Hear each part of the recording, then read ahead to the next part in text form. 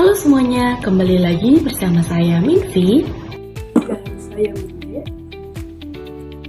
Pada berita kali ini, kami akan mengangkat topik mengenai keberhasilan bersama membuat Indonesia menjadi negara maju.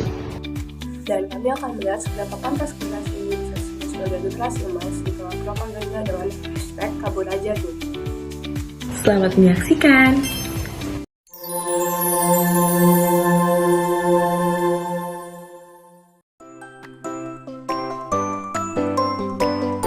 Eli, lu tau gak sih apa itu definisi negara maju dalam konteks Indonesia? Menurut saya, definisi negara maju adalah negara yang memiliki tingkat kesejahteraan, kualitas hidup, dan pembangunan ekonomi yang tinggi. Dalam konteks Indonesia menjadi negara yang maju berarti mencapai pertumbuhan ekonomi, pemerataan kesejahteraan rakyat, dan kualitas sumber daya manusia yang unggul. Oh, jadi gitu. Nah, terus indikator apa aja sih yang perlu dipenuhi dan untuk mencapainya? Nah, untuk indikatornya yang harus dicapai menurut saya adalah pendidikan yang berkualitas, standar hidup yang layak, dan kesetaraan pendapat, dan banyak lagi. Oh gitu, terima kasih Li. Sama-sama. Dan siapa yakin dong Mimpi untuk memajukan negara kita? Iya, betul banget nih Minji. Kita harus semangat dong untuk membangun negeri ini. Aidi, menurut lu bagaimana sih laju pertumbuhan ekonomi di Indonesia saat ini? Oh, baik. Tidak baik karena banyak masyarakat menengah yang terjangkau turun kasta atau tingkat miskin. Lalu, apakah cukup kuat Indonesia untuk menjadi negara maju yang memiliki pertumbuhan ekonomi yang sangat pesat pada jangka pendek atau jangka panjang ini? Tentu saja tidak, karena di masyarakat Indonesia kebanyakan miskin. Ya, makasih Adi. Tahu gak sih Minji, perekonomian Indonesia setara dengan peringkat ke-7 negara dengan ekonomi terbesar di dunia. Peringkat ini berdasarkan produk domestik bruto yang disesuaikan dengan paritas daya beli loh. Ya Mimpi, betul banget. Sebenarnya kalau tentang perekonomian kita masih tetap solid setiap triwulannya. Dan masih bisa maju terdorong dalam 5 besar jikalau negara ini pure bebas dari korupsi. Damn, bro, you got the whole squad laughing.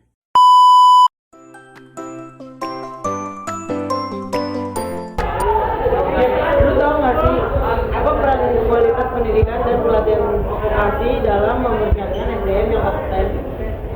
Itu menurut gue buat nanti sebenarnya gimana? Bisa mereka kan buat meningkatkan SDM kita ya. Jadi gimana nasib negara kita kedepannya itu penting banget di peran itu. Nah, terus nih, bagaimana kita dapat meningkatkan daya saing tenaga kerja Indonesia di kancah global? Itu sih mulai dari pendidikan dasar dulu ya, ditingkatin dulu dari situ, diseriusin, belajar segala macamnya, terus nanti makin serius lagi di SMP, SMA, terus kalau bisa ambil perguruan tingginya tuh yang bagus sekalian, biar nanti di kancah global kita bisa ngebanggain Indonesia dengan pendidikan kita dan kualitas SDM kita di luar negeri. Oh, gitu. Terima kasih deh. Yuk. Tapi ya Minfi, kalau soal sumber daya manusia ataupun yang bisa kita sebut sebagai SDM, Indonesia itu memiliki beragam potensi dan tantangan. Tapi kalau soal kualitas SDM di Indonesia ini, kita masih tertinggal dari negara-negara di Asia Tenggara lainnya loh. Iya, betul banget Minji. Sebenarnya kita masih kayak gitu dikarenakan tantangan SDM Indonesia yang sebagai berikut. Banyak anak-anak di pedesaan yang masih menghadapi akses terbatas ke pendidikan berkualitas. Yang kedua, angka partisipasi pendidikan masih serendah. Yang ketiga, rata-rata lama anak sekolah di Indonesia adalah 8,7 tahun. Dan yang terakhir, angka partisipasi kasar perguruan tinggi atau disingkat sebagai APK-PP juga masih sangat rendah.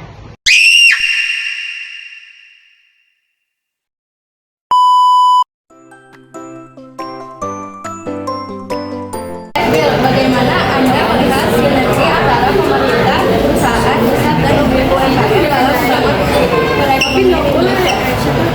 Sinergi antara pemerintah, perusahaan, dan regulasi dan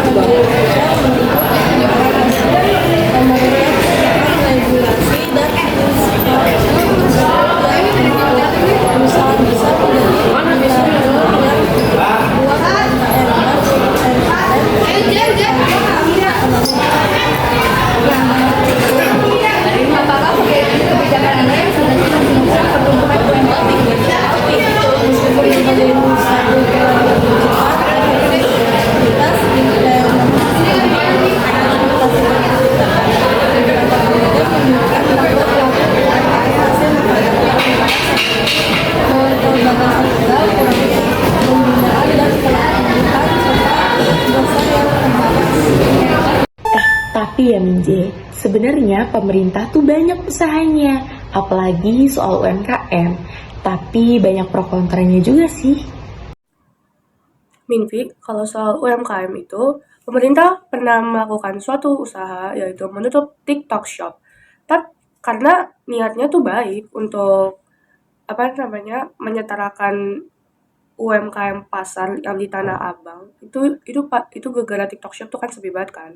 Terus TikTok Shop ini ditutup sementara. Padahal kan harusnya bisa diadakan seminar gitu aja buat jual dagangannya di online. Bener gak?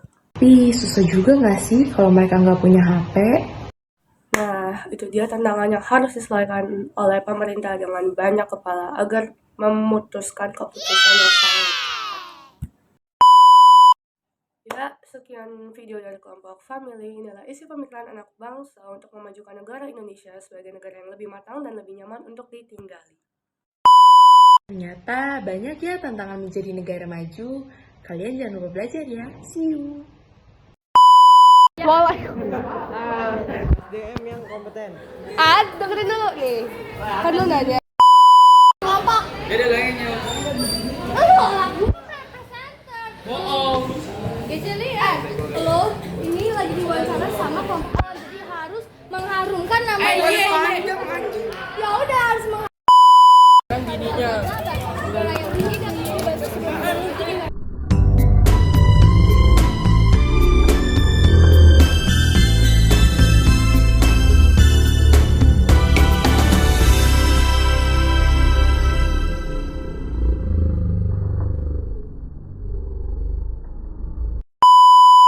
Ya, sedih banget dong Minvi.